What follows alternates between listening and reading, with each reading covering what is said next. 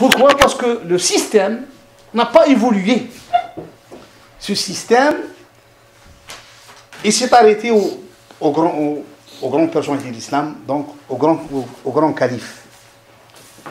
Maouya, qui était aussi une personnalité musulmane éminente, a décidé de carrément changer le système. Il a copié, et on va le voir tous, dans l'évolution de l'État omeyyade, il a copié le système que j'appelle byzantin, du système byzantin, qui est basé sur,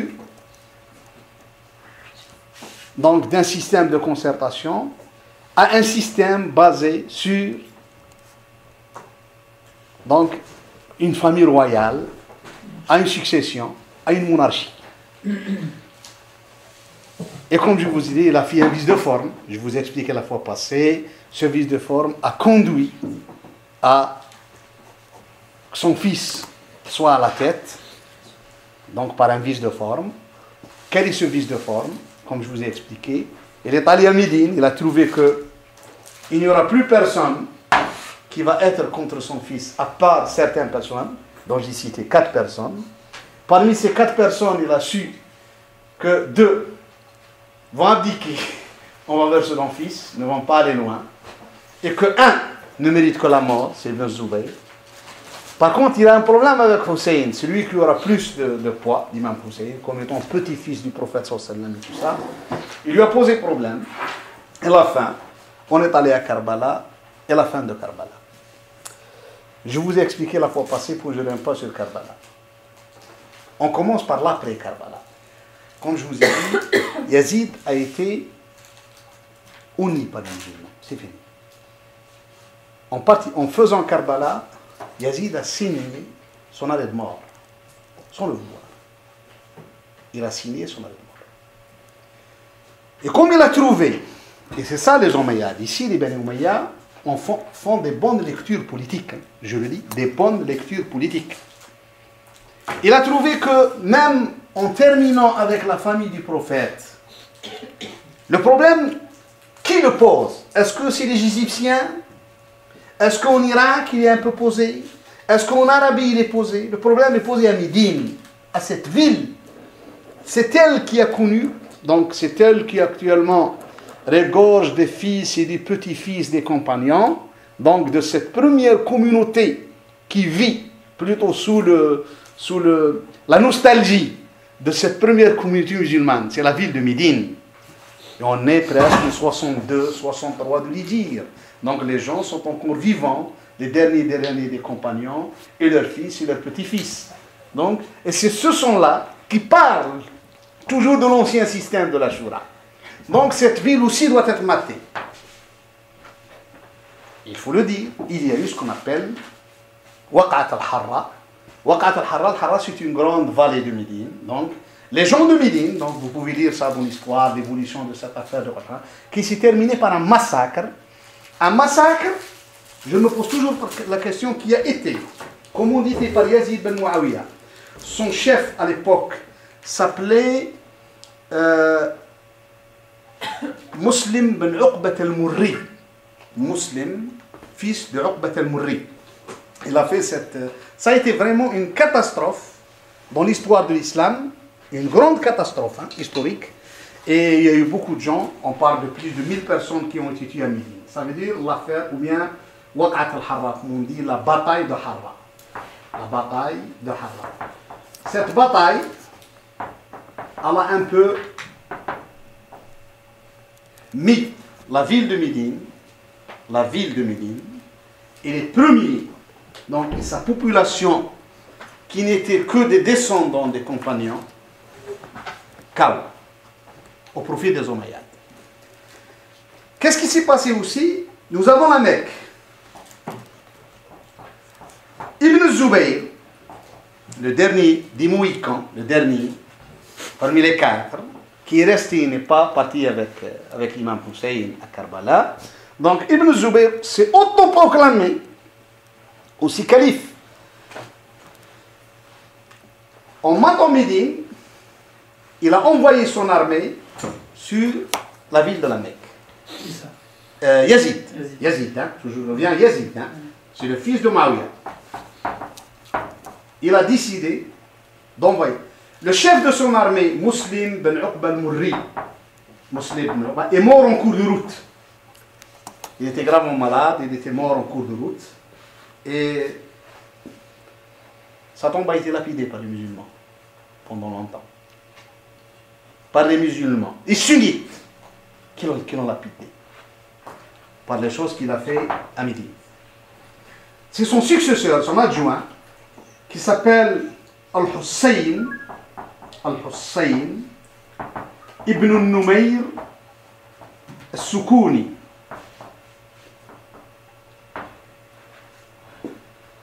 qui a encerclé la Mecque. Ça a été le premier siège de la Mecque. Qui est parti à la Mecque parmi vous? Qui est parti à la Mecque?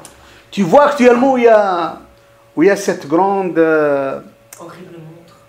Oui, la grande mort. Juste derrière, dans les années 90, ceux qui étaient partis à la Mecque dans les années 90, il y avait un fort militaire qui était construit. Ce fort militaire, donc, qui contrôlait à l'époque le Kaaba. C'est une petite montagne qui s'appelle Jebel Abi Qubays. Jebel Abi Qubays, qui est actuellement rasé par les buildings et tout ça. Il a installé son artillerie à l'époque sur Jebel Abi Qubays, sur le Kaaba ici. Il a commencé à bombarder le Kaaba. Oh oui, oh oui. Donc, j'ai raté un... Enfin, peut-être j'ai pas su... Donc là, vous parlez de... D'abord, il y a eu Médine. Oui, puis c'était le siège de la Mecque. Et puis donc, il a fait les 500 pour aller... Pour aller à la Mecque, contre Ibn Zubayr. Contre Ibn Zubayr. Donc, il a fait le premier siège, Hussein ibn Numayr al-Soukouni, avec l'armée du Sham, l'armée syrienne de l'époque, Umayyad. Il a encerclé la Mecque. Il a envoyé à l'époque, l'artillerie s'appelait à l'époque Al-Munjaniq en arabe. Quand vous entendez ce mot Al-Munjaniq, c'est une artillerie avec des grosses pierres, hein, et même des fois, oui, catapulte comme ça, donc avec des grosses pierres et avec même des fois du feu, des lance-flammes et tout ça, et même les lance-flammes qui ont touché Al-Kaaba. Dans ce contexte, on va reparler dans le volet religieux. Dans le volet religieux, qu'est-ce qui s'est passé? On a un problème, ce qu'appelle la Kaaba, la construction de la Kaaba. Parce qu'il y a eu ici une reconstruction de la Kaaba à cette époque-là. Donc Ibn Zubayr, quand le Kaaba du feu et tout ça s'est propagé, il a reconstruit le Kaaba. Ibn Zubayr, il a reconstruit le Kaaba. Pendant ce siège-là, le monde musulman, pour changer de système, vraiment pour que les gens acceptent la monarchie, donc ils sortent du problème de concertation, ça ne s'est pas fait sans douleur. Voilà. L'extermination de la famille du prophète sallallahu alayhi wa sallam. Deuxièmement, Waqat al-Harra. Et troisièmement, le siège de la Mecque. Ça sont les injazat. Les réalisations de Yazid ibn Muawiyah. Ça, c'est les réalisations de Yazid. Yazid est indéfendable. Et je le dis honnêtement, je ne suis pas chiite. Mais il est indéfendable. Comme les chiites actuellement sont indéfendables en Syrie. Comme ça. Il faut dire la vérité en face. Dans ce contexte-là, Yazid est mort. Yazid est mort. 65. Même avant un peu, 63-64.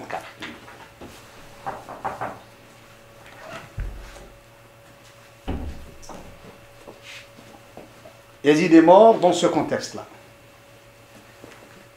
Et Hussein ibn Numayr al-Soukouni,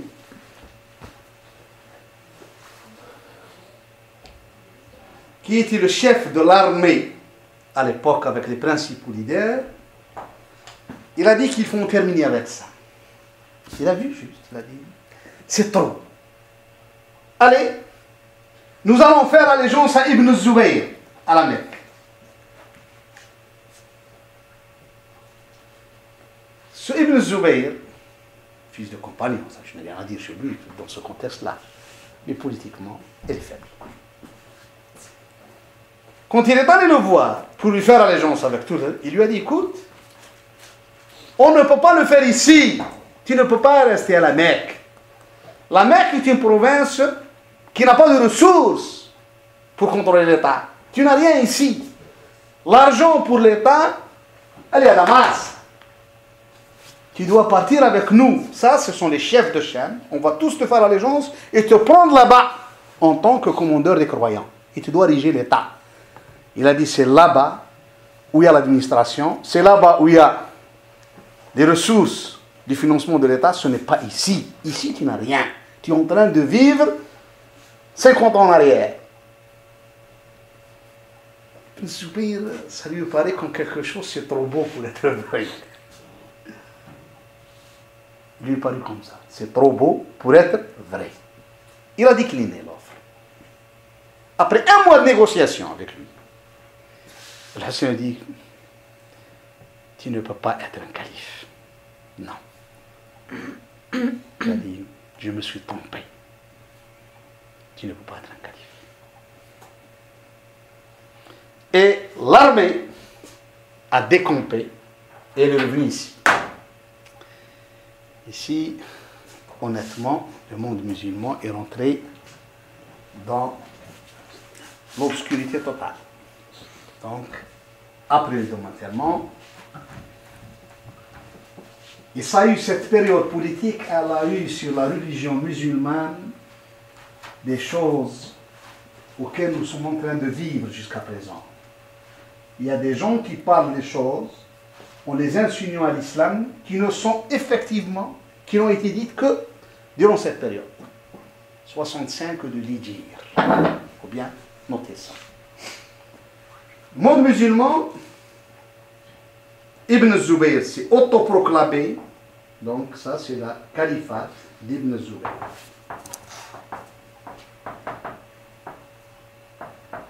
C'est autoproclamé commandeur des croyants. Et c'est juste, du point de vue religieux, hein. Il était calife. Il a reçu l'aval des derniers compagnons qui étaient vivants. De la famille du prophète. De tout le monde. Sans exception. Mais il n'a pas été à la hauteur politique de gérer ça. Même des gens de Cham, de Damas. Parmi eux, un groupe qui a accepté de faire allégeance à Ibn Zubayr. Les gens de l'Irak, ils l'ont accepté. Donc il a eu un peu une pseudo-unanimité sur sa califat qui a duré 4 ans. Mais il n'a pas avancé d'un iota. Pour deux choses. Il n'avait pas... moi je fais des études critiques, hein, c'est pas du blabla.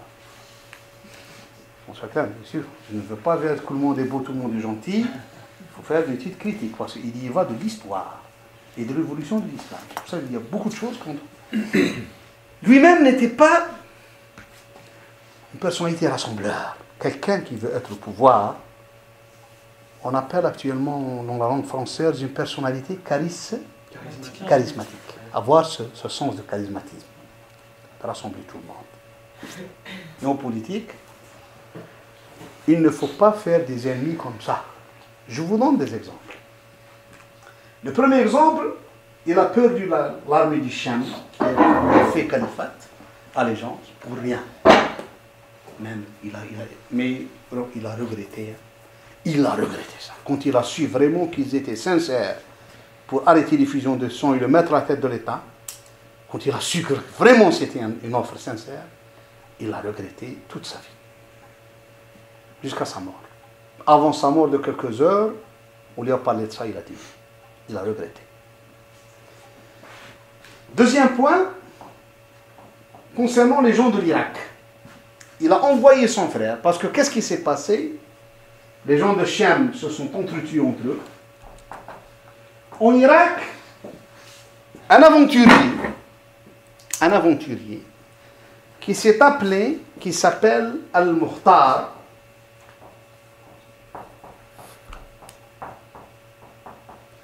ibn Abi Ubayd al-Thaqafi, de la tribu de Taqif qui habite 80 km au sud de la Mecque, à Taif, cette tribu. Cette personne-là, il est venu à la Mecque, il a rencontré Ibn Zubayr, il n'a pas fait allégeance à Ibn Zubayr. Il avait une très forte personnalité, cette personne. Il est allé en Irak. Après la mort de Yazid, il a pu rassembler les gens. Mukhtar a pu rassembler les gens. Le but, c'était de venger, comme ça son but au début, la famille du prophète.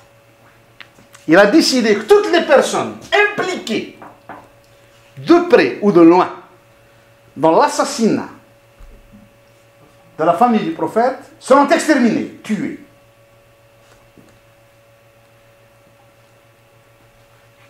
Et c'est ce mouvement-là qui est à la tête du chiisme dans le monde musulman. Le chiisme qu'on voit actuellement n'a commencé que pendant cette période. Oui. C'était le mouvement qu'on appelait le mouvement de repentance.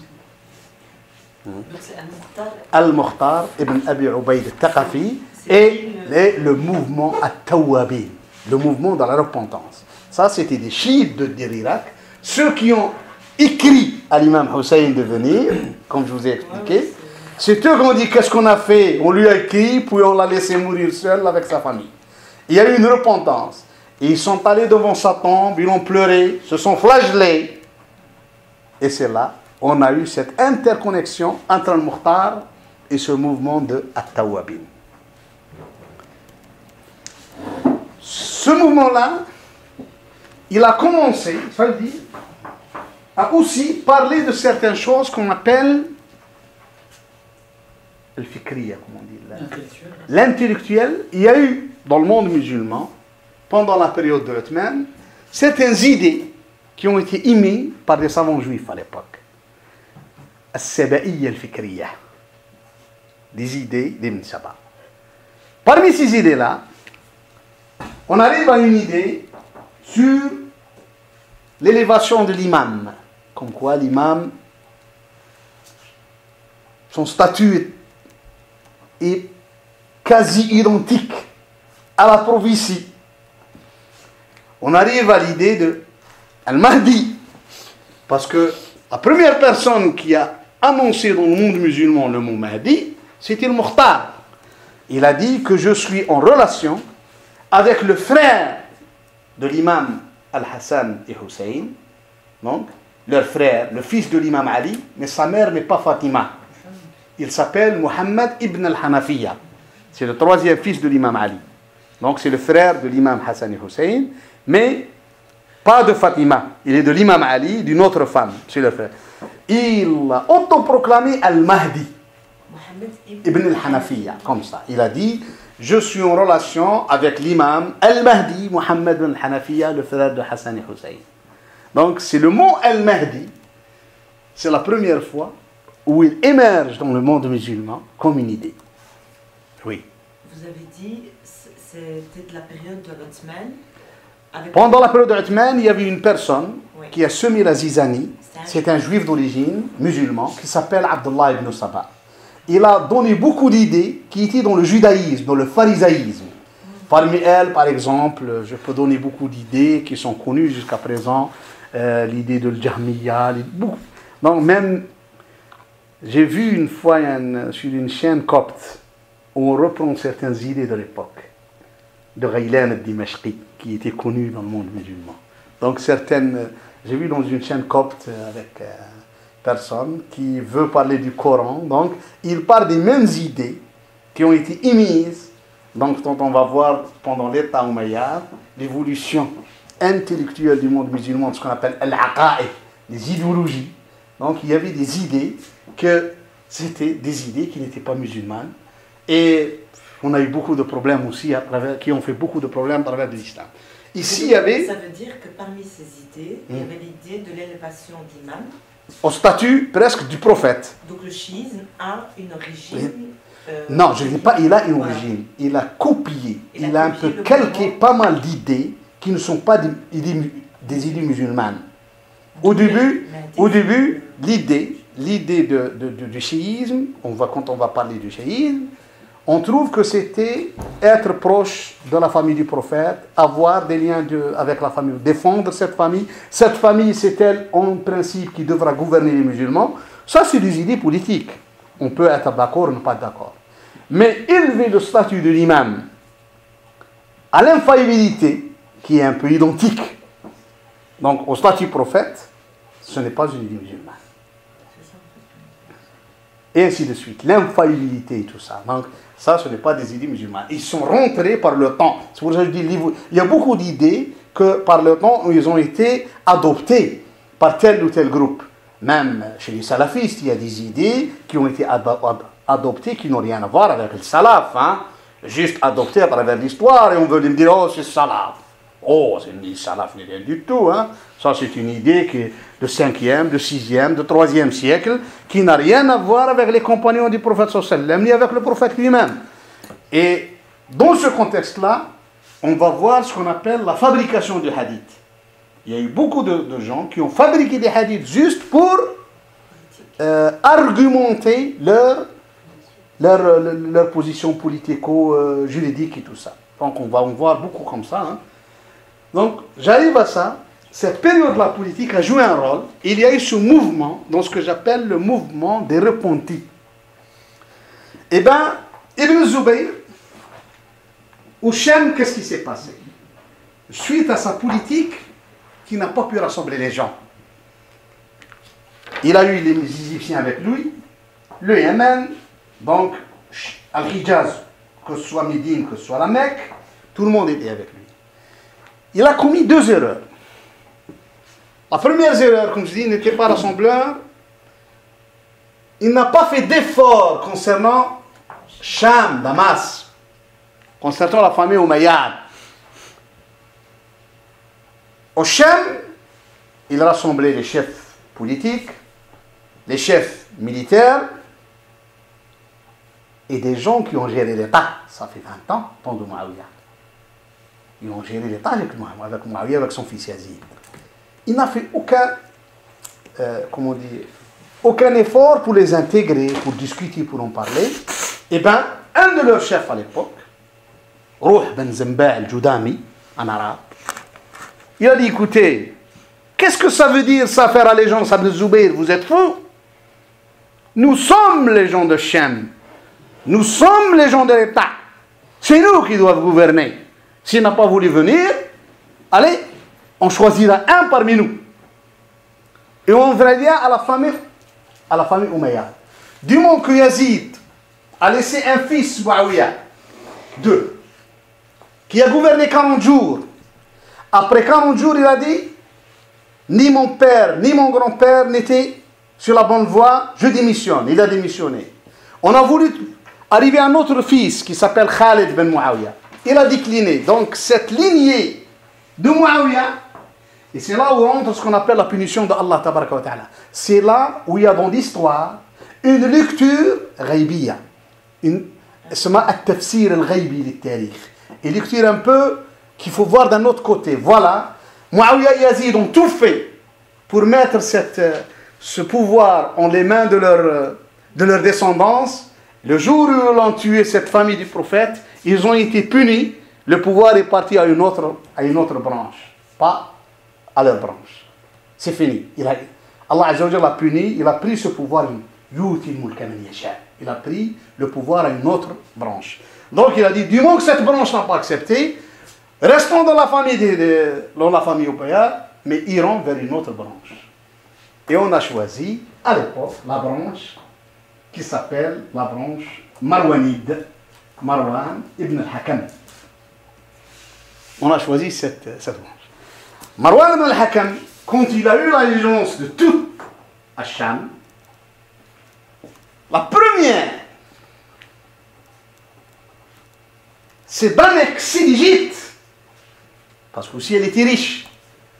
il a envoyé son fils Abdelaziz, qui est le père d'Omar ibn Abdelaziz, pour reconquérir l'Égypte. Il a reconquis l'Égypte. Donc, Ibn Zubayr a perdu 2 provinces riches, donc, qui l'aident à prospérer. Et le lien de sang entre Marwan et Yazid ou Muawiyah? C'est des cousins. Le Marwan ibn al-Hakam ben Abi al-As, comme ça. Je vais faire une petite ils sont des... Je vais faire un peu une petite arbre généalogique. Parce que ça nous aide à comprendre beaucoup de choses des arbres généalogiques hein, à l'époque.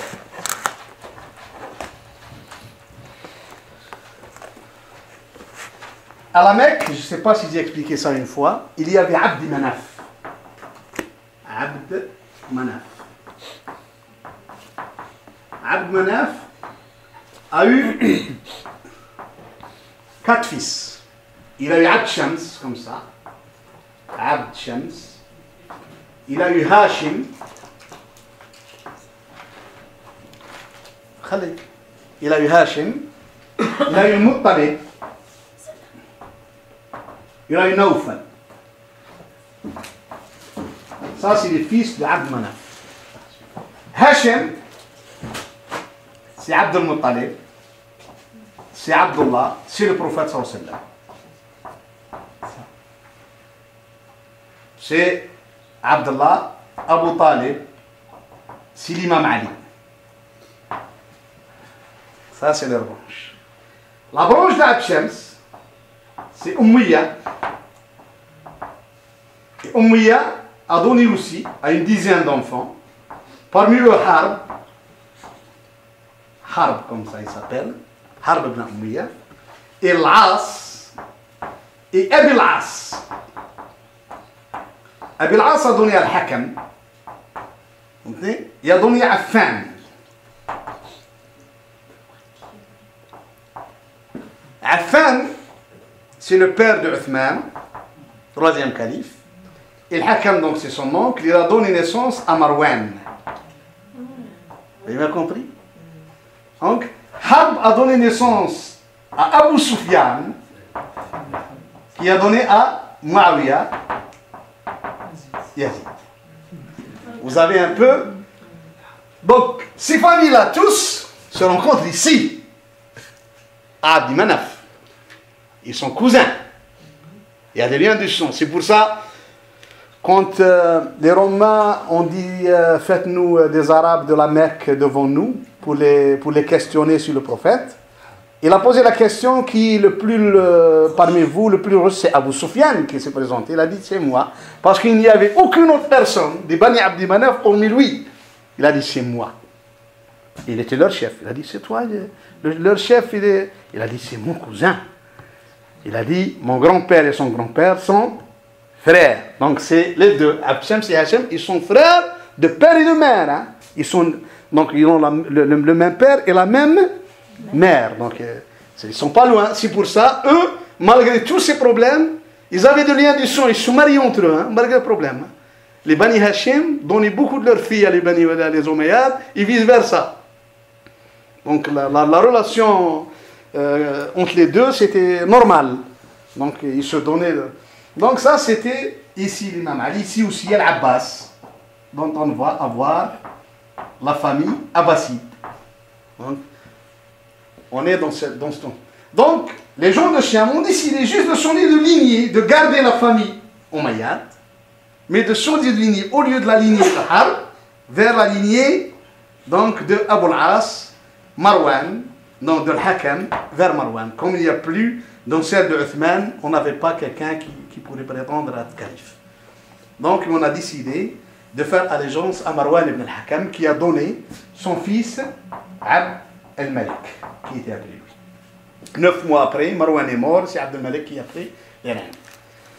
Donc, je ne sais pas si vous avez un peu suivi avec moi. Donc, on a décidé de changer juste cette branche, d'aller de la branche, cette branche, à l'autre branche, pas plus. La première décision qui a été prise, comme je vous ai expliqué, donc, c'est de reconquérir l'Égypte en faveur des Bouddhistes. Donc, on est dans un dilemme, les Égyptiens et les gens de Cham qui sont devenus pour la famille de Marwani. Al-Hijaz est resté pro Ibn Zubayr. Ibn Zubayr, quand il a eu ce problème de Al-Mukhtar en Irak et Harakat al-Tawabin, Al-Mukhtar a commencé, comme je dis, à rentrer dans ce cycle-là. Il a même fait venir une chaise qui lui a été donnée par un arabe qui s'appelle Arfaj al-Thaqafi. Il lui a dit que cette chaise, l'imam Ali, s'assied sur elle.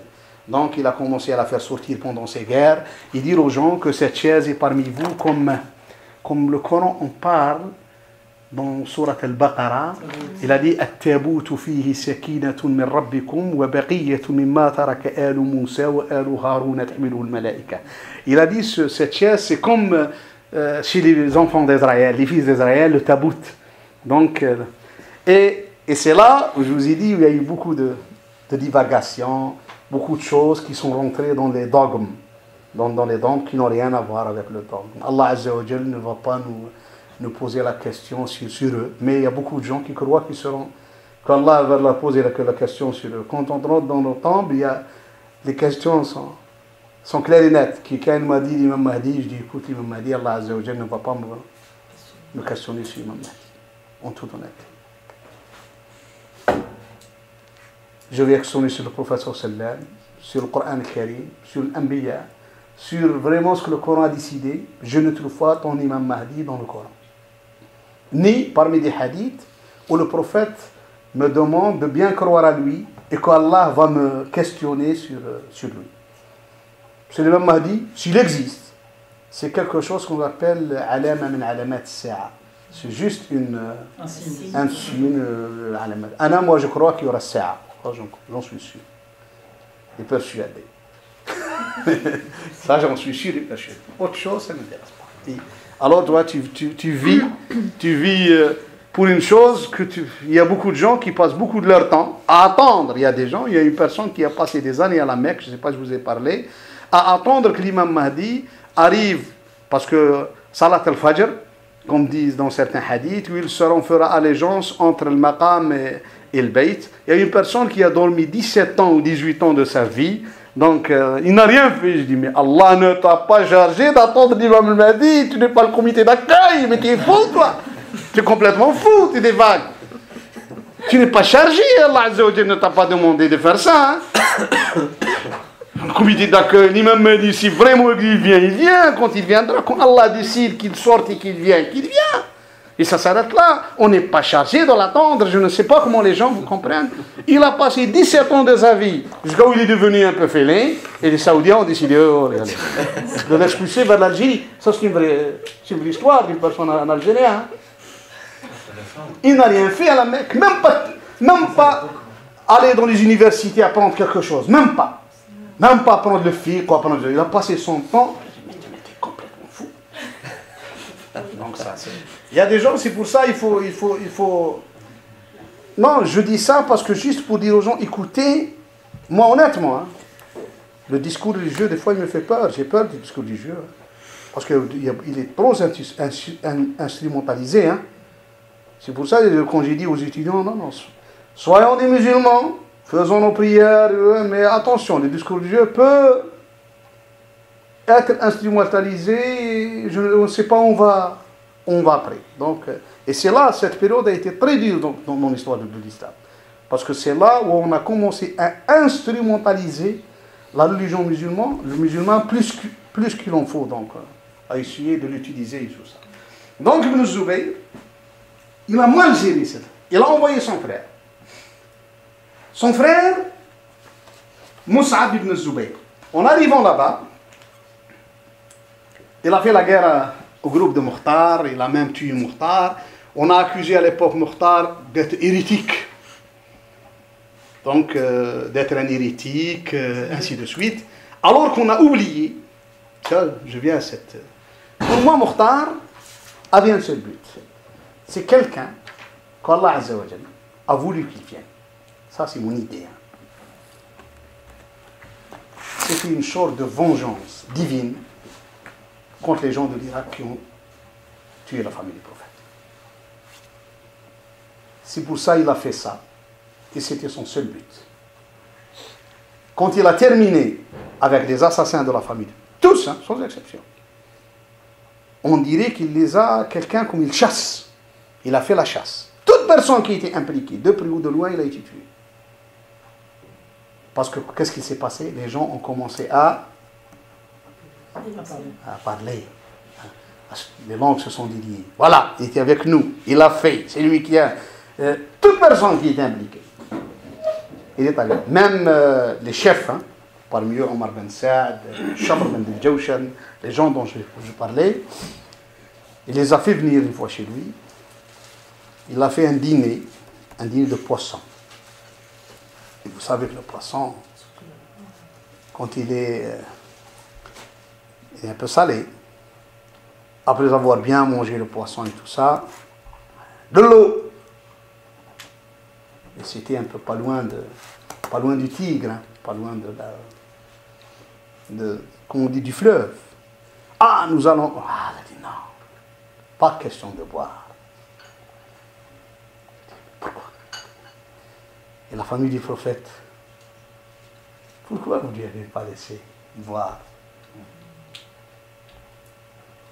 Pourquoi les enfants, les femmes, vous l'avez interdit de boire? Ce tigre-là, c'est un fleuve.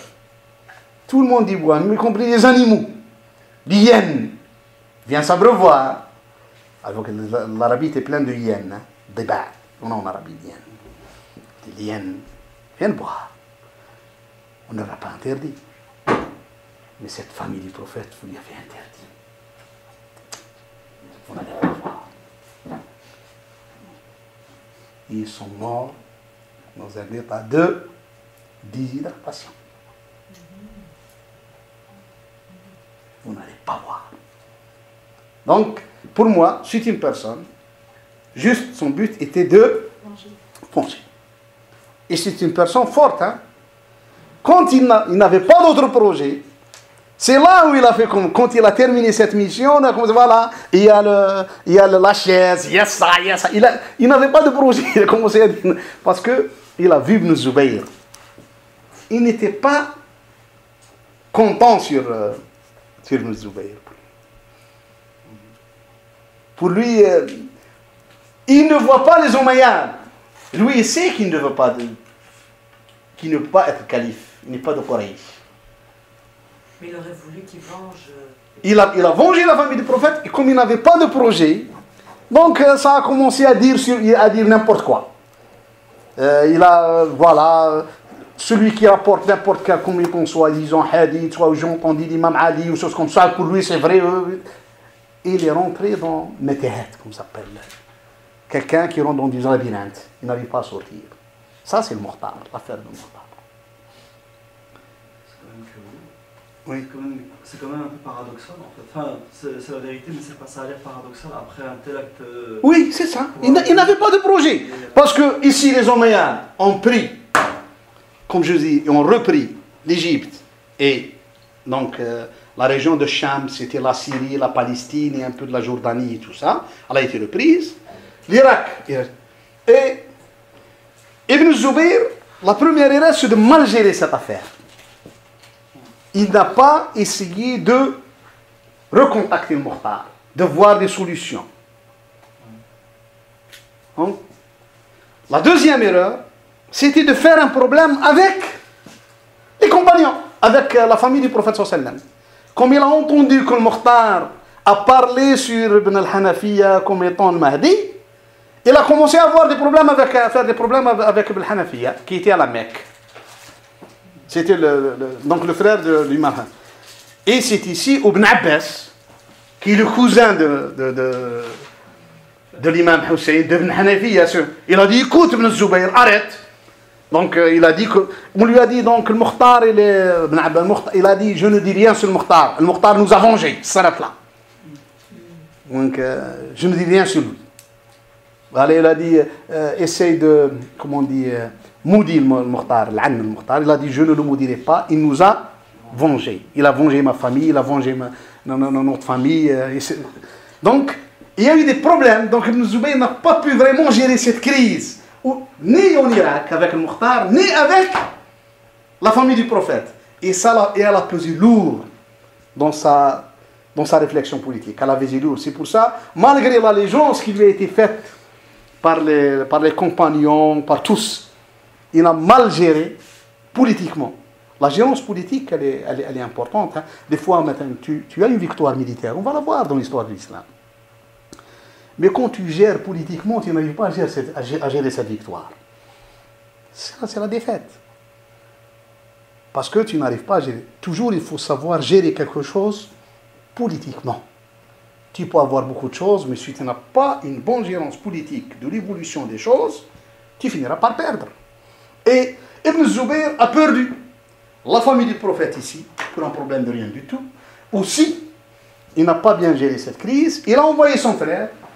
Son frère, comme les gens Mukhtar n'avaient pas de projet, il a étudié Mukhtar et tout le groupe qui était avec lui. Il a reconquis l'Irak. On reconquit donc maintenant Hijaz et l'Irak était avec Ibn Zubayr contre Égypte et Cham qui était au nom des Omeyyades. L'absence, c'est 3-4 années de Ibn Zubayr. Et c'est là la deuxième bourde. Oh, le deuxième bourde de Ibn Zubayr. Oh, c'est comme quelqu'un qui donne la balle quand on est dans un match de foot.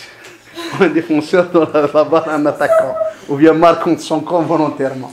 Je l'appelle la deuxième bourde. Et la grande bourde. Son frère, fils de ses succès en Irak, a fait venir les têtes des tribus arabes irakiennes à la Mecque. Entendez ça. J'espère que vous entendez. Je vous ai dit, la gérance politique est importante. En les faisant venir chez son frère, commandant le Coran et tout ça, je vais dire un peu en arabe pour essayer de vous rapprocher. Mus'ab a dit à son frère, Ya Amir al-Mu'minin, donc ô commandeur de croyants, il a dit ces gens-là, ce sont les figures et leaders de l'Irak. Ils sont tous venus te faire allégeance. Je ne sais pas qu'est-ce qu'il a pris. Honnêtement, jusqu'à présent, je n'arrive pas à comprendre sa position. Il a dit oui. Ya Ahl al-Iraq. Oh, donc gens d'Irak. Waditu. Écoutez bien. J'aurais voulu. Waditu. لو أن لي بكل 10 منكم واحدا من أهل الشام صرف الدرهم بالدينار. J'explique. Il a dit j'aurais voulu que j'aurais à la place de 10 parmi vous un de Cham.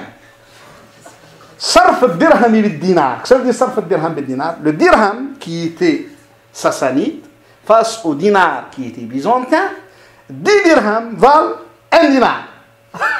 Si je donne 1 dinar, je reçois 10 dirhams. Si je te donne 10 dirhams, tu me donnes 1 dinar. C'est comme actuellement, il y avait le marque et le franc. Donc c'est comme ça. Je donne tant de francs belges, j'aurai tant de marques et ainsi de suite. Il a dit sarf al-dirham bil-dinar. Donc vous êtes dirham, vous êtes un peu bas par rapport au dinar, aux gens de Cham. Eh bien, ils se sont un peu... Ça n'a pas plu. Ça a été vraiment quelque chose politiquement qui ne se dit pas. La réponse. L'un parmi eux, il était très intelligent. Il lui a dit, oh commandeur de croyants, notre problème avec toi, c'est un problème dans un poète arabe de la Jahiliya, avant l'islam, qui a parlé d'une chose dans un vers de poésie sur une fille qui s'appelait à l'époque Hurayra. Elle était très belle, avait les yeux de chatte. Et Hirra, donc en arabe, c'est un petit chat. Et celle, comme tu as vu, on appelait avec un peu cette Hurayra. Donc, les Arabes, quand ils parlent, ils ont quelque chose de sghir. Il y a tafrim, il y a quelque chose. Donc, il a dit, une personne aimait cette femme. Mais elle en aimait un autre. Donc lui, ce poète, il a dit, il a quitté la ville, il a dit Wadda' Hurayrata inna ar-rakba murtahilu. Donc je quitte donc cette ville où il y a Hurayra, je vais partir avec la caravane. فهل تستطيع فراقا أيها الرجل? Mais est-ce que je peux vraiment accepter de partir et laisser Hurayra, ne pas la voir du tout, c'est fini. علقت بها عرضا وعلقت بغيرنا وعلق بغيرها الرجل. Il a dit le problème que moi j'ai aimé Hurayra, Hurayra en aimait un autre, cet autre aime une autre femme. On est dans un dilemme. Il a dit علقت بها عرضا وعلقت بغيرنا وعلق بغيرها الرجل. Il a dit oh Amir al-Mu'minin, tu es dans la même situation. Nous, on t'a voulu. Toi, tu as voulu Ahl al-Sham. Ahl al-Sham ont voulu Abd al-Malik. Il a dit on est dans ce dilemme. Donc, en même temps, Marwan est mort. C'est Abd al-Malik qui a pris les rênes. Abd al-Malik était jeune, fort et intelligent politiquement. Qu'est-ce qui s'est passé? En revenant en Irak, ces chefs de l'Irak ont décidé d'écrire à Abd al-Malik. Viens, Ibn Zubayr ne peut pas être calife. Et c'est fini. Abd al-Malik a décidé d'envoyer son armée et lui-même reconquérir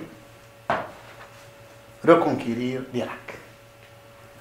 Et effectivement, il est venu. Quand la bataille a commencé, la plupart des tribus d'Irak se sont ralliées à Abd al-Malik. Ils l'ont abandonné. Mus'ab, qui était mort, assassiné par l'armée du Sham. Et les gens de l'Irak ont fait allégeance à Abd al-Malik.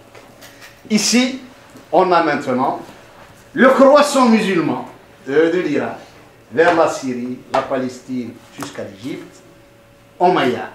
Donc, il ne restait pour Ibn Zubayr que Al-Hijaz, pauvre.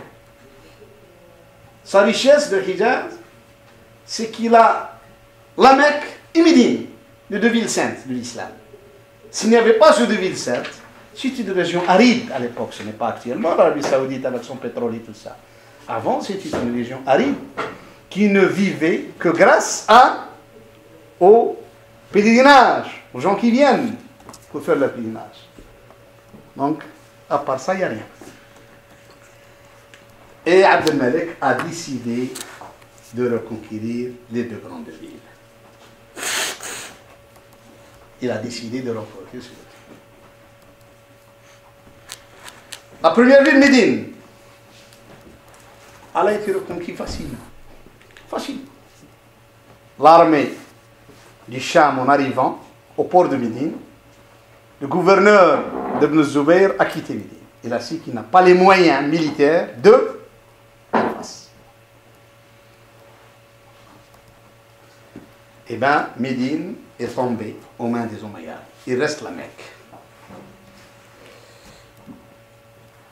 Subhanallah, il y a des choses aussi qui sont importantes. Dans la vie, il ne faut pas faire des choses. Tu sais, le prophète sallallahu alayhi wa sallam, dans un hadith qui me plaît beaucoup, il dit Al-birru la yubla. Al-birru la yubla. Wad-dambu la yunsa. Wad-dayyanu la yamut. I'mal ma shi'ta kama tadin. Tudan. Ce hadith-là, il donne les bases à tenir dans la vie. Parmi les bases à tenir dans la vie, ne jamais, par exemple, rigoler sur les gens. Prendre les gens comme des... Rigoler sur eux. Ah, il est lent, il est petit, il est ça, il est ça. Ou bien il a fait tel ou tel péché. Ah, vous avez entendu là.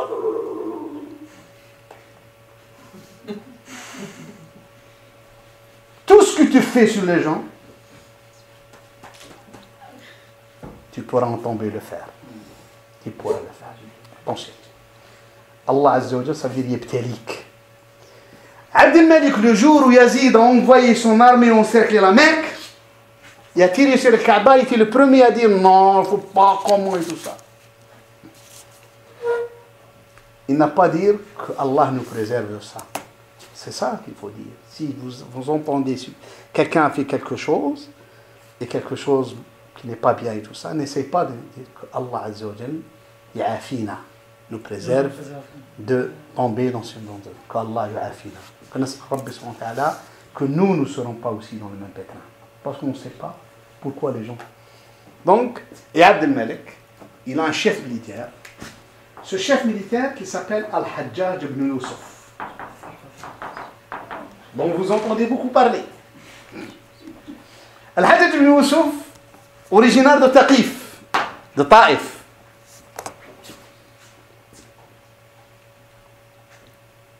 Il a fait des études coraniques. Il connaît bien le hadith, Shra', comme Shra'. Ce n'est pas un ignorant, Al-Hajjaj. Il donnait des cours aux enfants. Il était jeune, 22 ans, 23 ans. En plus, il a eu une formation militaire dans sa tribu. Donc, il savait manier l'épée, il était fort. Il a entendu que Abd al-Malik ibn Marwan, pour la campagne de l'Irak, veut recruter des hommes dans les tribus qui font allégeance aux Omeyyades, parmi eux la tribu de Taqif. Et il est parti à Damas. Il a vu Ruh ben Zimba, comme je vous ai dit, l'un des chefs de l'administration. Il est allé voir, il a vu, je suis tel, de telle famille, voilà. Il a fait rentrer dans l'armée. Comment il s'est distingué? Il est arrivé à être un chef de l'armée. Au début, ce n'était qu'un, tout lui a donné Arif. Ça veut dire quelqu'un caporal qui commandait 4 ou 5 avec lui dans l'armée omeyyade. Lui, il était intelligent. Il a entendu, il était pas loin du calife, Abd al-Malik et des gens, il a juste, dans la surveillance, il a entendu Abd al-Malik parler avec certains de ses hommes. Il a dit, j'ai un problème, je veux avoir quelqu'un, quand il dit à l'armée, levez-vous, tout le monde se lève, obéit aux ordres. Parce que qu'est-ce qui s'est passé? Allez, on va partir. Il y a des gens qui ne décampent qu'après 24 heures. Donc, les ordres n'étaient pas... Parce qu'à l'époque, oui, on va venir, il est tard. C'est comme actuellement, tu demandes à 10 heures, les gens viennent à 11h30. Ça, c'est normal.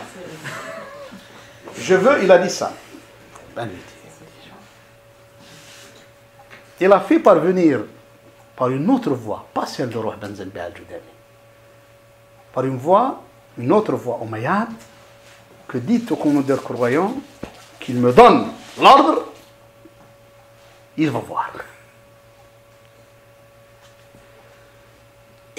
La personne a vu Abd al-Malik, il a dit, écoute, tu nous as dit ça, il a dit oui. Il a dit, écoute, il y a un jeune de Taqif. Si tu lui donnes les ordres, il est capable d'en faire. Il a dit, appelez-le. Parce que le problème, cette tribu, elle était connue par ses liens avec les Omeyyades, même avant l'islam. C'était une tribu qui était très proche dans les liens. Il a dit, appelez-le. Quand il a vu, il lui a dit, est-ce que tu peux faire ça? Il a dit, si tu me donnes l'ordre, je ne vais pas faire ça sans ton ordre. Que j'ai les pleins pouvoirs. Il y a la carte blanche. Allez-y. Il lui a intimé l'ordre. Eh bien, il a dit, demain, je veux que toute l'armée, à 5 heures du matin, soit à telle place, hors de Damas.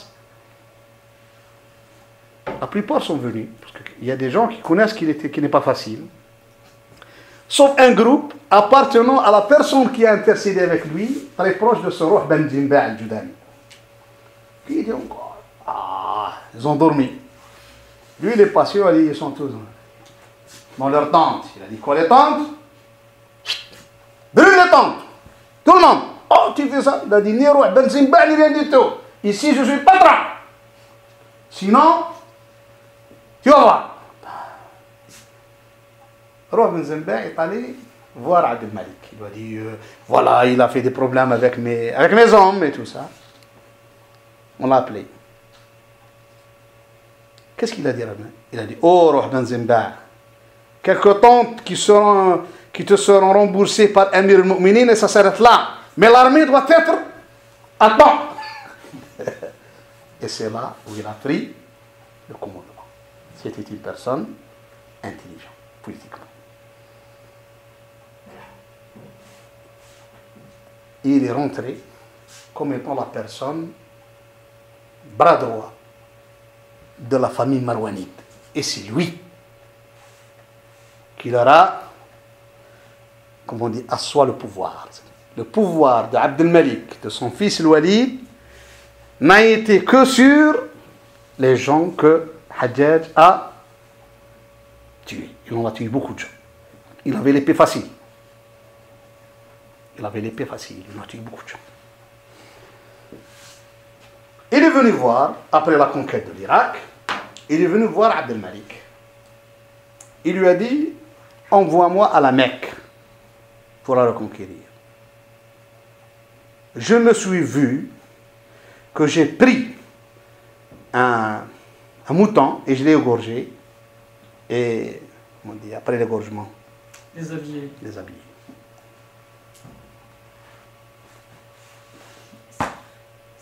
Alors, intérêt. Il lui a demandé de partir. Et il a pris la décision de venir à la Mecque. C'était le deuxième siège à la Mecque. Ibn Zubayr, quand il a entendu ça, la première chose, il a ramassé les vivres. Donc, ici un peu...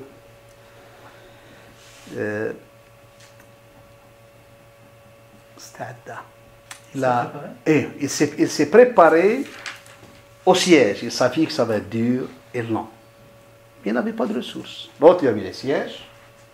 Puis, il a bombardé la Mecque. Il a fait le même rythme, la même chose que son prédécesseur, Hussein ibn Numayr al-Sukouni. Et 16 mois de siège, la ville n'était pas alimentée. Donc il n'y avait personne qui était... Et les gens ont commencé de Médine, de la Mecque, à sortir et rejoindre. Parce que lui, il dit, tous qui nous joindront auront tout ce qu'ils veulent.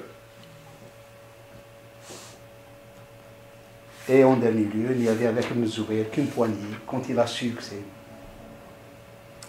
il ne peut pas tenir longtemps, il a dit aux gens, vous êtes libres de mon allégeance. Il a passé une nuit dure. Il y a son frère Ibn Zubayr qui lui a dit, écris à Abd al-Malik. Il lui a dit, comment je vais lui écrire? Je vais lui écrire de Ibn Zubayr au commandeur de croyants Abd al-Malik ibn Marwan, ou bien du commandeur de croyants Ibn Zubayr à Abd al-Malik ibn Marwan. Qu'est-ce que je vais dire? Le goût de la défaite est amer. Il y a de l'amertume. La défaite. C'est dur la défaite. Eh bien, elle a même... C'est pour ça, moi, des fois, je fais une petite parenthèse, après Saddam et tout ça, j'ai levé la main et dit que Allah Azza wa Jal nous préserve d'une guerre au moins 50 ans. On m'a dit pourquoi? J'ai dit parce que cette guerre d'Irak, la première, Koweït, l'invasion, elle a laissé chez le monde, dans le monde arabe finalement, parce que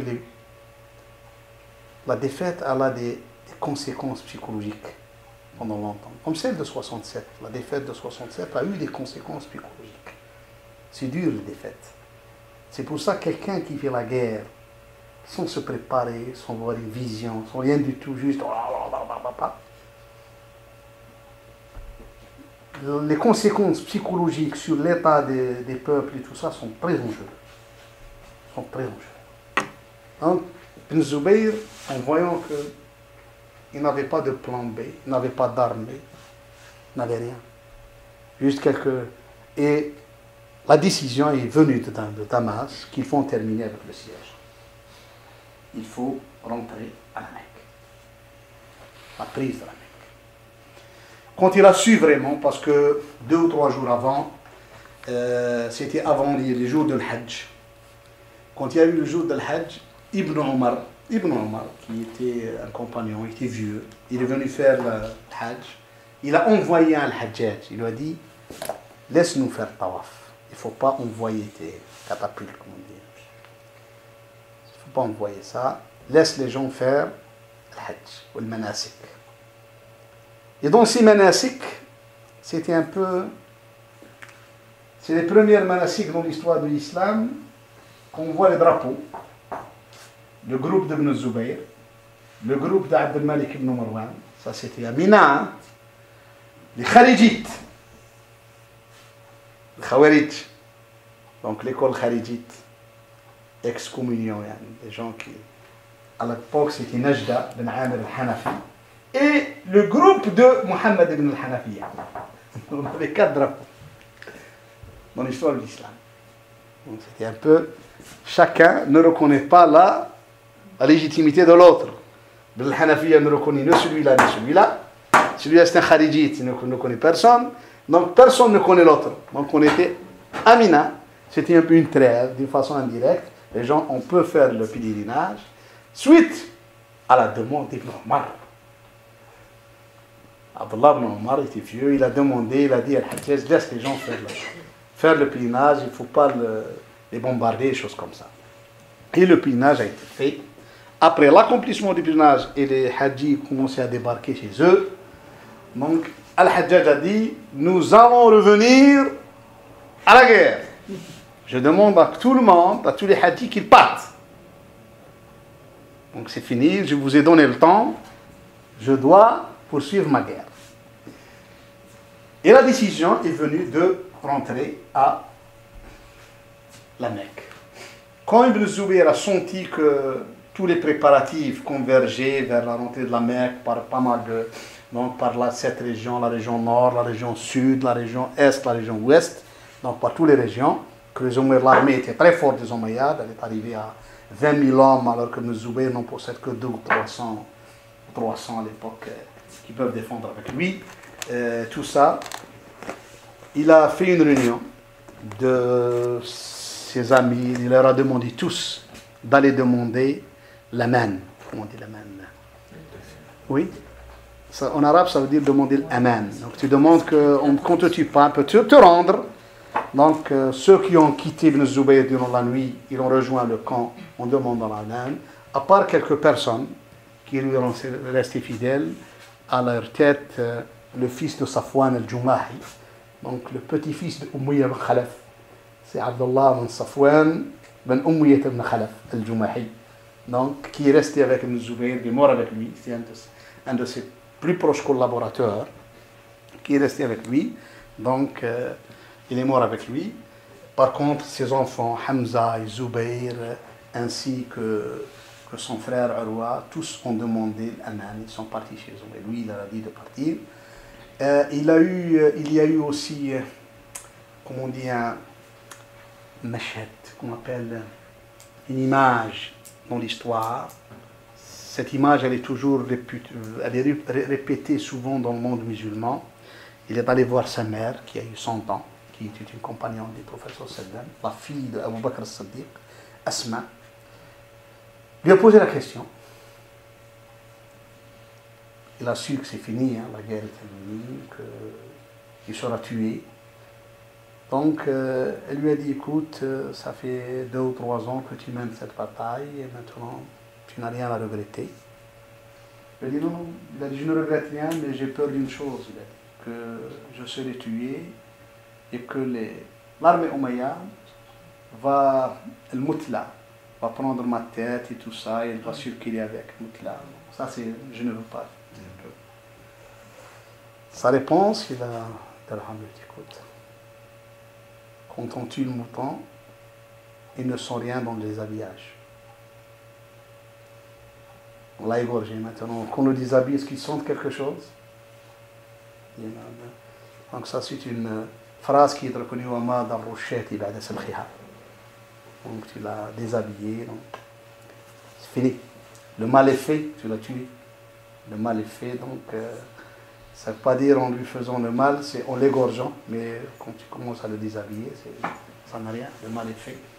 Donc, et effectivement, à la prière du Fajr, il y a eu l'intervention des forces omeyyades qui n'a duré que 1 heure ou 2 heures. Et la mosquée était reconquise, la Kaaba reconquise, et Ibn Zubayr a été tué. Et comme ça, il a été même, je ne sais pas si vous êtes à la Mecque, vous sortez de Bab al-Salam, donc là où il y a le Batha, il y a la grande cour, vous marchez vers Gaza, vous marchez là où il y avait Sheraton avant, jusqu'où il y a comment ils appellent là-bas le Kobri, un pont. À votre droite, il y a le Mu'alla. Le Mu'alla, c'est un peu l'ancien cimetière de la Mecque, qui n'est pas loin, donc à 1 kilomètre de c'est là où il a été, donc il a été pendu. Il a été pendu mort. Pas mal de jours, jusqu'où sa mère est intervenue chez le Hajjaj, lui demandant, c'est fini, t'as eu ce que tu voulais, donc laisse-le être enterré. Effectivement, il a dit, prends ton fils, enterré. Il a dit, c'est fini, tout le monde entier a connu que tu l'as tué, c'est fini. Donc, parce que le Hajjaj a juré, par exemple, de ne pas jurer une chose qui est connue avant l'islam, je ne sais pas comment lui, il l'a fait même après l'islam, que tant qu'il ne tuera pas Ibn Zubayr, il ne va pas manger ça, il ne va pas avoir de relation avec sa femme, donc il a fait une, comment on dit, quelque chose qui était dans le Jahiliya qui était fait. Et ça m'étonne comment il l'a fait, le Hajjaj il l'a fait. Et le jour où il l'a tué, c'est là où il a soi-disant, donc, halal, comme on dit, il est satisfait. Ibn Zubayr, c'est la personne religieusement très forte. C'est la personne qui veut faire son prière la nuit, qui peut faire 2 rak'at. C'est la seule personne, quand il y a eu à la Mecque un grand déluge, donc, parce que la Mecque, quand la pluie tombe, c'est en trempe. C'est des pluies torrentielles, c'est pas des pluies comme ça, c'est des pluies torrentielles qui font. Eh bien, il était en plein tawaf, il a fait le tawaf en nageant, donc il a nagé. Donc c'est le 40e de l'Hégire, il a nagé en faisant le tawaf. Il était très très fort concernant l'ibada, concernant ça, mais malheureusement, ses choix politiques, donc il n'était pas. Vous savez même, il avait aussi une personnalité forte. C'était l'un des seuls musulmans quand il avait donc même pas 12 ans. Il jouait avec les jeunes, donc dans le quartier à Médine, il était jeune à l'époque. C'était pendant le règne de Omar al-Khattab. Et on jouait à l'époque, soi-disant, avec des manches à balai en tant que épée. Et lui était le chef. Les gens, en voyant Omar marcher dans la rue, tous les jeunes ont couru, se sont enfuis, à part lui. Il est resté. Et Omar, en arrivant le voir, il a dit pourquoi tous tes amis sont partis, toi tu restes ici? Donc tu m'as vu, tu n'es pas parti. Il a dit pourquoi je pars? Je n'ai rien fait pour avoir peur de toi. Et la route, elle est très large. Donc, je ne vais pas te laisser là, alors tu peux passer là où tu veux. Et la réponse, Omar, il a dit tu t'appelles qui? Tu es qui? Il a dit, je suis. Qui est ton père? Il a dit, non, ne me demande pas qui est mon père, qui est moi. Il a dit, mais qui toi? Il a dit, je suis Abdullah. Il a dit, mais tu dois avoir un père. Qui est ton père? Il a dit, Zubayr ibn al-Awwam. Omar, on le voit comme ça. Il lui a dit, tu me connais toi? Il a dit, je te connais, tu es Amir al-Mu'minin Omar. Je te connais bien. Il a dit, moi, je te connais, tu es commandeur des croyants, Omar al-Khattab. C'est ça. Il a laissé, puis il a raconté ça à son père. Et on s'est toujours demandé d'où il est venu cette force. Il a une force incroyable. Eh bien, j'ai lu dans un contexte, dans un autre livre historique, sur cette force qui m'a un peu étonné, ce que le prophète, sallallahu alayhi wa sallam, il a fait la hijama. Vous connaissez la hijama? Oui? On s'appelle la Sini. La hijama, c'est qu'à l'époque, maintenant, à Bruxelles, j'ai vu, chez nous, au Maroc, en Algérie, la hijama, elle se faisait généralement une fois. C'était pendant le mois de mai. Les gens qui font cette hijama viennent dans les villes quand la chaleur commence. Il y a beaucoup de vieux qui vont chez eux, surtout les vieux, parce qu'il y a de la tension chez les vieux. Et ils ouvrent ici, à la nuque, ici, comme ça. Juste on prend une lame gilette comme ça, il y a des vieux, avec un peu une petite chose comme... Qui aspire.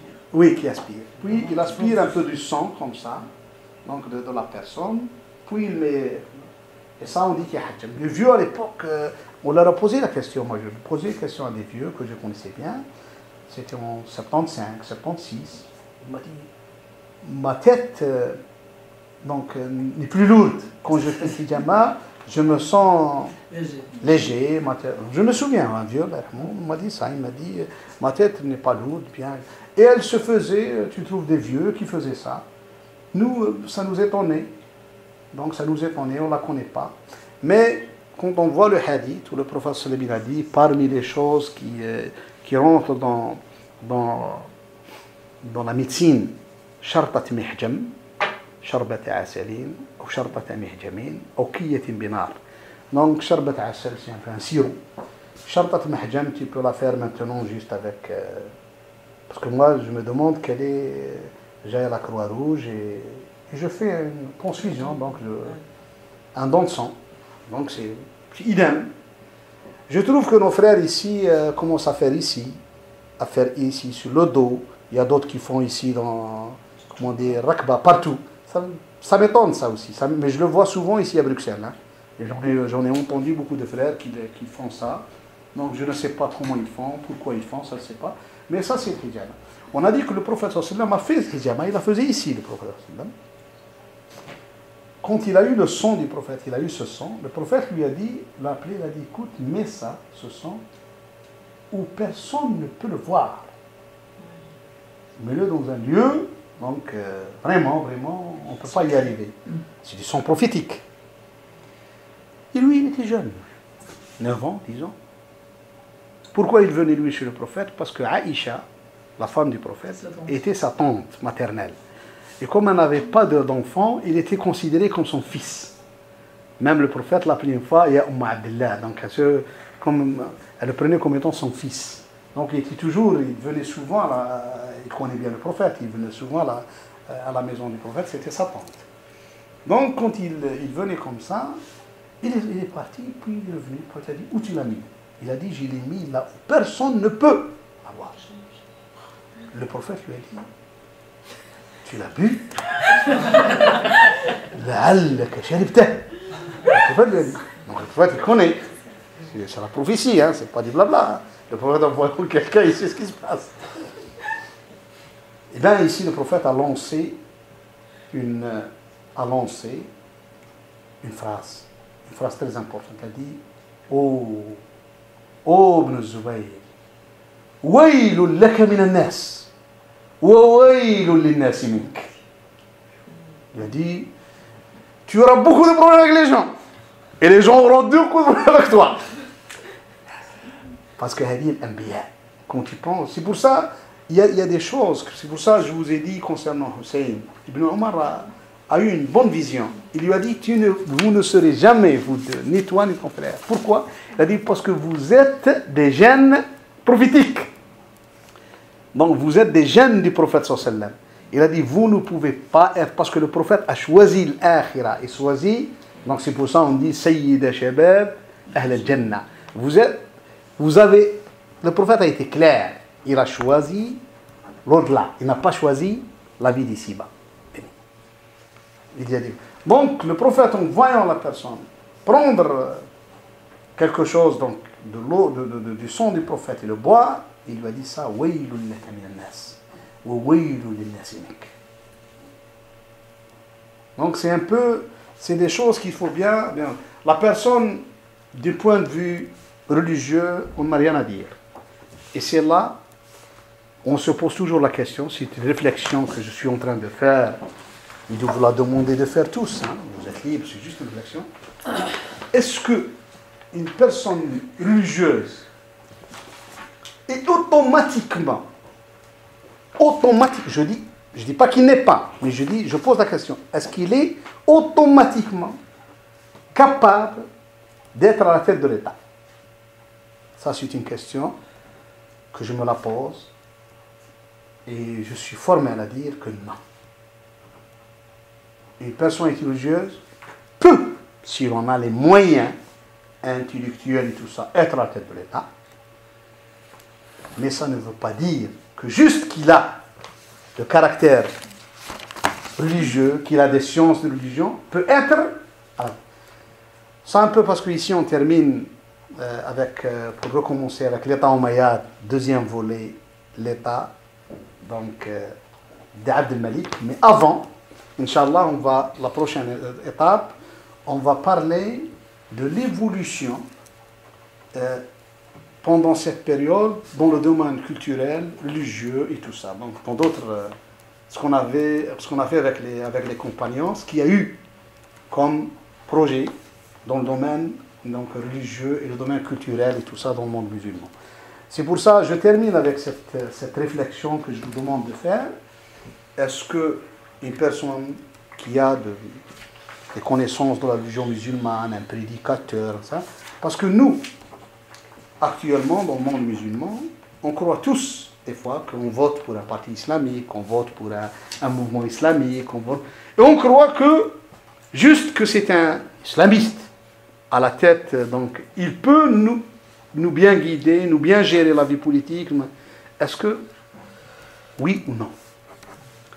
C'est une question qu'on doit vraiment, vraiment bien étudier, parce que je ne suis pas du tout actuellement, parce que aussi j'avais cette vision à une certaine période de ma vie que l'ikhwa ou douat, ainsi les prédicateurs peuvent gérer la vie politique. Alors quand on a grandi, on a vu l'évolution politique, on a vu qu'on est aussi loin, hein, parce que gérer la vie politique, ce n'est pas gérer une mosquée. On trouve par exemple juste quelqu'un qui fait Jumu'ah, il a devant lui 2000 ou 3000 ou 5000 ou 10 000 personnes, il croit des fois même qu'il est détenteur de la vérité absolue. Tu n'es pas détenteur de la vérité parce que tu fais une khutbah devant 5000 ou 6000, hein, ou même 20 000 personnes. C'est pas... Donc tout ça, il faut qu'on étudie. Est-ce que les musulmans, et ça a été étudié, on est arrivé à une conclusion 2 siècles après, à dire que les musulmans, doivent combattre, doivent être sous les ordres d'un musulman, même si c'est un fasiq. Ça veut dire fasiq, même s'il n'est pas vraiment, s'il est fort, s'il est intelligent intellectuellement pour nous guider. Au lieu d'être avec quelqu'un pieux, mais faible. Je dis pourquoi, Cheikh? Il a dit Fusquhu alayh. S'il a fait quelque chose qui n'est pas bien, c'est lui qui sera questionné. Mais sa force, son intelligence, c'est pour nous. Nous, on va, comme on dit, on va bénéficier de ça. Par contre, l'autre, il est pieux. Et ça, c'est lui. S'il fait moins une personne me dit, quand il fait la prière, c'est 20 minutes. S'il est mukhlis ma'arbi, sa prière, moi, ça ne m'intéresse pas, sa prière. Moi, m'intéresse son comportement envers le mal, envers la gérance de la dawla, la gérance de l'État. C'est là où ça m'intéresse. C'est là où moi, j'aurai des répercussions. Mais s'il fait la prière pendant 20 minutes, tout le fajr, il fait la mosquée, ça, c'est les mukhlis, c'est lui qui va être récompensé devant Allah Azza wa Jal, ce n'est pas moi. Sa prière, ça ne m'intéresse pas. Ça m'intéresse, il est musulman, oui, je crois qu'il est musulman. Mais j'aime mieux qu'il soit fort dans la gérance des affaires de l'État. Et le problème de Zubayr pose cette question au début. Ok, Merci. Parce qu'il ne fallait pas que ça a été transformé après en dogme, justement par les salafistes. Et ce qui fait qu'on inverse la chose et peu importe. Ce qui devient important, c'est l'obéissance au gouverneur, on va dire. Et ça donnait aussi des dérives. Non, c'est pas la même. Moi, je parlais de la personne. Je ne parle pas de la politique de l'État. ce qui s'est passé, quand on va le voir après, ce que dans le rite Hanbali généralement, c'est Ibn Hanbal, où on a décidé, comme on va le voir, qu'il faut faire allégeance à tout gouvernant. Donc sans faire même ce gouvernant-là, lui faire allégeance, même s'il commet l'irréparable envers la population, s'il vole, s'il pille les richesses de l'État, sinon on va lui faire allégeance. Oui, Non, s'il est fort politiquement. non, il est fort politiquement, c'est pour nous défendre, pour nous gérer, pour défendre les intérêts de la nation, pour défendre pour défendre les affaires de l'État, de la population. C'est là ce que je veux dire, qu'il est fort contre avec lui. Je suis avec pour quelqu'un qui vraiment, quand il tient les rênes comment on dit, du pouvoir et de l'argent au sein du pouvoir, où les pauvres ont leur part, les gens ont leur part, elle est bien ficelée. Pas lui, il prend 99,99%, 99,99% pour lui, et les autres meurent de faim. Ah, il est fort. Il est fort de quoi, celui-là? C'est un voleur. Et le problème, il est là. Ça a été un peu mal perçu. Et le problème qu'on se pose, nous, c'est pas concernant l'État, concernant la personne. Quand une personne est pieux, est-ce que, je le dis bien, automatiquement, je ne dis pas qu'un pieux ne peut pas être à la tête de l'État. Un pieux capable de gérer l'État est mieux qu'un non-pieux n'est pas capable, même capable, entre les deux. Quelqu'un qui est pieux, et qui peut gérer les affaires de l'État, ça, comme on dit, il aura la place numéro 1 à la tête de l'État. Donc, on parle de la personne. Donc, comme on dit, du profil de la personne. Parce que le profil d'Ibn Zubayr, il est pieux, il est courageux. Il est courageux. Il n'a pas peur. Il n'a pas peur, il n'a pas froid aux yeux, il n'a pas peur, il est courageux et tout ça. La preuve, il a supporté tant de sièges, il n'a pas craqué, ni mentalement, ni physiquement. À l'âge de 73 ans. Il a étudié en 73 de l'Hijr, 73 ans de l'Hijr. Il est né la première année de l'Hijr. 73 ans, il a étudié à la Mecque, pas loin, donc, vous connaissez Bab al-Fath actuellement, à la Mecque? Pas loin de Bab al-Fath, il y a Bab Bani Shayba. Il est juste une petite porte accolée à Bab al-Fath qui s'appelle Bani Shayba. C'est là où il a étudié. Donc, en plein la Mecque, il n'a pas eu froid aux yeux, il n'a pas peur, il n'a pas fait marche arrière. Donc, c'est une personne aussi qui était forte. Il ne faut pas le prendre qu'il n'était pas fort. Il était très fort. Seulement, il lui manquait cette souplesse, cette finesse, parce que de gérer les affaires de l'État. Et aussi cette grande, comme je vous ai dit, il a mal géré deux choses. L'affaire de Mukhtar en Irak, qui s'est répercutée sur la famille du prophète. Il a eu des problèmes avec les Bani Hashim à la Mecque. Donc il a été un peu... Quand je vois, dans les années fin 70-80 avec la révolution en Iran, quand je vois l'imam Khomeini par exemple, après avoir un peu étudié son histoire, je me suis rendu compte que son profil, il pouvait lui-même... Enfin, c'est mon avis bien sûr, non, ça peut être... J'ai eu l'impression qu'il pouvait présider lui-même son pays, et pourtant il ne l'a pas fait, et ça n'a pas empêché de placer, enfin, de créer un système politique qui fasse que il faut que le peuple élise un président qui ne soit pas lui, nécessairement. Non, je ne suis pas du tout d'accord avec toi. En toute honnêteté. Ce qu'a fait l'imam Khomeini, il a fait de son statut un peu un vice de l'imam caché. Un vice Mahdi sur terre. C'est pour ça actuellement le système iranien ne peut pas avancer. On a le président qui est responsable devant l'Assemblée, mais on a un guide. Et qu'il y a des gens qui prennent leur ordre du guide. Directement, sans te référer au président. Le système iranien actuellement, il est bloqué.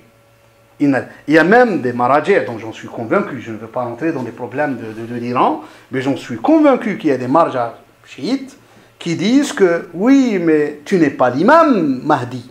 On ne peut pas te donner toutes ces prérogatives, tu n'es pas l'imam Mahdi. Donc ce Wali al-Faqih, que Khomeini c'est un peu autoproclamé, il a fait de lui, d'une façon indirecte, qu'il a les prérogatives de l'imam Mahdi. C'est pour ça personne ne peut, quand il tranche dans une affaire, quand il parle, hein, le président n'est qu'une personne, honnêtement, que c'est... Il ne veut pas gérer avec le guide. C'est pour ça les gens qui viennent en Iran, généralement, on les prend chez les guides. Hein. Donc un peu, le guide est devenu, surtout avec Khamenei actuellement, il est devenu presque Sahel al-Qarar. Donc c'est lui qui prend la décision. Donc c'est pour ça le système iranien, à mon avis, c'est un autre système. Il est plus basé sur le Mahdi. Parce que Khomeini, quand on va voir dans l'évolution iranienne, quand on va y arriver, qu'est-ce qu'il a dit aux chiites? Le chiisme est resté en dehors de l'histoire de l'islam pendant 1000 ans. Quand il y a eu ce qu'on appelle au 4e siècle, ce qu'on a appelé l'Ghaïb al-Soghra, où l'imam al-Hassan, quand il est mort, l'imam, le 11e imam, est-ce que son fils, il a eu un fils d'abord ou non? Ça a été discuté pendant l'histoire de l'islam.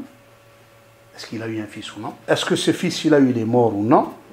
Ou bien il s'est enfoui dans Sirdab, comme dit Sirdab, vous savez qu'on vous rentre un peu dans des caves des fois. Des caves où tu ne sais pas où ça mène une cave, donc un caniveau de l'intérieur dans le bas. Il est parti. Il y a des gens qui l'ont attendu pendant des siècles et qui l'attendent toujours dans la ville de Samarra, en Irak. C'est là où il a disparu. Donc on l'attend toujours, tous les fins d'après-midi. On attend sa sortie, le 12e imam, l'imam Mahdi. Donc, et tout a été presque suspendu jusqu'à son retour à l'arrivée de parce qu'il y a eu 40 ans, ce qu'on appelait le Ghaïb al-Soghra, donc où des gens étaient en contact avec lui, qui disaient que nous le rencontrons, voilà ses ordres. Puis il y a eu le Ghaïba al-Kubra, donc ce n'est plus, maintenant c'est rare où les gens rencontrent les imams cachés, ils vont trouver beaucoup de gens en Iran, même les gourous, des simples gourous, les imposteurs qui disent aux gens que nous rencontrons un imam caché, tout ça, pas tout le monde. Ben, du côté sunnite aussi, on a plein de Mahdi en ce moment dans le monde arabe. Hein. Non, je ne parle pas. Je suis en train de répondre sur mon ami. Oui, c'est juste... Mon imam Mahdawi, ça, pour moi, le blabla, je le connais. Seulement, je parle avec mon frère, voilà ce qui s'est passé. Eh bien, le chiisme est sorti où on ne faisait pas le Jumu'ah en Iran. Pourquoi? Pendant 10 siècles, on n'a pas fait le Jumu'ah. On n'a même pas pris position dans les positions politiques. Parce que l'imam n'est pas là. Personne ne prend sa décision. En 1921, il y avait un imam, un grand merja, qui a pris une décision politique à l'époque en Iran, en 1921, qui a un peu remis en selle l'école de Qom, l'école juridique de Qom du chiisme. Puis en 1963, il y a eu Khomeini, aussi qui a pris une position, puis il est venu à Najaf. C'est là où il a développé l'idée, ce qu'on appelle wilayat al-faqih. Qu'il a dit, écoutez, on ne veut pas rester les bras croisés à attendre l'imam Mahdi. Il faut qu'on prépare cette arrivée. Et ça a amené à la révolution iranienne et à faire un guide qui donne les directives et qui donne ça. Donc le système au début, il a été performant parce que c'était le seul système dans le monde musulman où on peut accéder à la magistrature par voie donc de vote, mais par le temps, après 30 ans, on trouve que ce système-là ne donne pas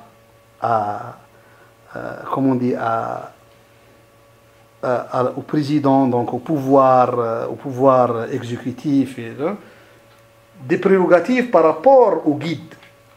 Qu'est-ce que c'est guide? Et ça se pose aussi chez les frères musulmans. On dit le guide de la révolution, des frères musulmans. Est-ce que ce guide-là, nous on parle d'histoire, hein? On n'est pas partisan ni de celui-là. Est-ce que Khomeini, Khamenei, le guide des frères musulmans, et qu'on sort le guide des guides et tout ça, est-ce qu'ils reçoivent la révélation? C'est la première chose qu'on doit poser. Pourquoi donner à leurs avis tout ce poids-là? Est-ce qu'ils reçoivent la révélation? S'ils ne reçoivent pas, pourquoi lui donner toute cette autorité? Le guide a dit, tout ça. Pourquoi vous nous faites entrer, que j'appelle moi, dans un système que les musulmans n'ont pas voulu de lui dès le début. N'ont jamais parlé de lui. C'est le système théocratique.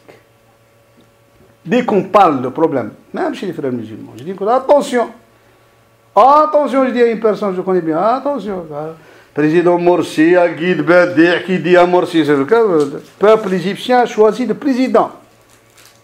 Et c'est le président qui doit rendre compte au peuple égyptien. Pas question de ce Mourchid. Mourchid, c'est son groupe qui l'entend. Mais qu'est-ce que ça donne pour l'instant en Égypte? Ça va donner, ça va donner Il y a encore à ce que j'appelle moi une bicéphalité du pouvoir. Le pouvoir sera bicéphale, comme en Iran actuellement. Le pouvoir est bicéphale. On peut parler comme ça. Et c'est un problème qui se pose dans le monde musulman. Est-ce que dans l'islam, on élabore un état théocratique, on a quelqu'un qui est en relation avec Allah Tabaraka wa Ta'ala qui nous donne ou bien c'est un état basé sur un système où le peuple choisira ses élus. Le problème, il est là. Donc c'est pour ça que je ne suis pas du tout, honnêtement, j'ai cette critique vis-à-vis du système iranien. C'est pour ça, moi, quand j'ai vu Najad, j'étais clair, en 2004, j'ai dit c'est une régression, Najad. Le président actuel, j'ai dit ça a été une grande régression dans l'histoire de l'Iran par rapport à Khatami. Khatami, qui était un grand penseur, qui était quelqu'un qui a été à la tête de l'Iran. J'aurais voulu qu'une personne que Khatami poursuive, au moins qu'on arrive à avoir une classe politique plus ou moins intellectuelle et tout ça. Eh bien, ça a été catastrophique. Wallahu alam. Je m'excuse. Shukran jazilan wa barakallahu fikum.